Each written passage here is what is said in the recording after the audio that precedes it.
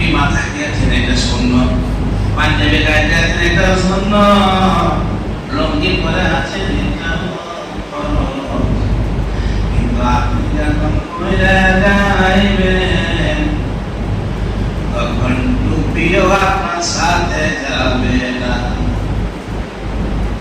আপনার জুব্বাটাও সাথে যাবে না, পাঞ্জাবি সাথে যাবে না, শার্টের দিকে সাথে যাবে না, আপনার নাচ টুথপেস্ট ইত্যাদি কবরে যাবে না। কবরে যেটা থাকবে শূন্য, সেটা হলো স্থায়ী শূন্যতেই দাঁড়ি। বলে ঠিক, তবে ওই দাঁড়ি না যেই দাঁড়ি এখনের যুবকেরা, যুবকের বাপেরা, যুবকের দাদারা মানুষকে লোক দেখানোর জন্য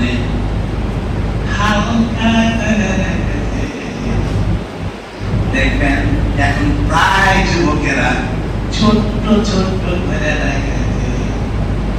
এটাতে আবার ডবল গুনাহ হবে। ওখানে শরীফে হাদিস আসছে, এক সময়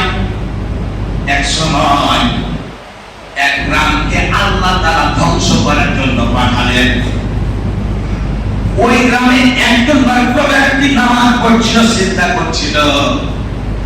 ইব্রাহিম আলাইহিস সালাম বলেন, আল্লাহ ও তো নামাজ পড়তেছে, কি করব? বলছে সব সবই ধ্বংস করে দাও, বরং তাকে ডবল আযাব দাও, তাকে ডবল কুটো। বলে আল্লাহ ও তো নামাজ পড়তেছে, এই করছে। বলে নামাজ পড়তেছে ঠিকই, কিন্তু এতগুলা লোক সব ধ্বংস করতে আমি এসেছি। ওরা তো কাজ করেনি, কিন্তু এই বেটা নিজে বাঁচার জন্য চেষ্টা করেছে, অপরদেরকে বাঁচানোর চেষ্টাই করেনি। জোরে বলেন ঠিক কিনা?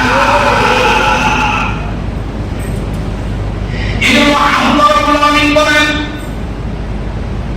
ও পিতা মাতা সন্তানদের জন্য দোয়া করো তোমরা। আমি সকালে দাও সূরা ফুরকান আয়াত নম্বর ৭৪ ভালো করে আপলোড করে রাখেন, বারবার দেখবেন, মুখস্থ করবেন।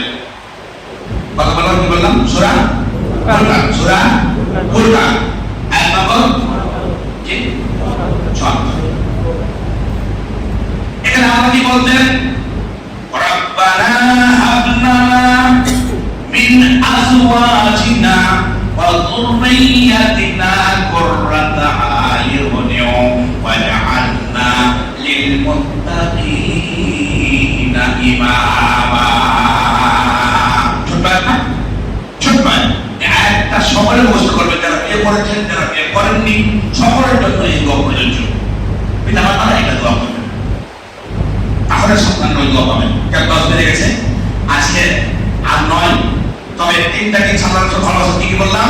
1 নম্বর আতর, খুশবু, সুগন্ধিকে আপনারা সব ভালোবাসেন, ঠিক। আর 2 নম্বর হলো কি? নামাজের মধ্যে শীতলতাকে ভালোবাসেন। আর 3 নম্বর কি? মানে আমি বলি নাকি আগে বলি, কিন্তু অবস্থা বলে গেছে নাকি? হ্যাঁ, নারী জাতিকে, স্ত্রী জাতিকে ভালোবাসতেন। তাহলে এই 3 প্রকার আলোচনা চলবে ইনশাআল্লাহ। বয়স্ক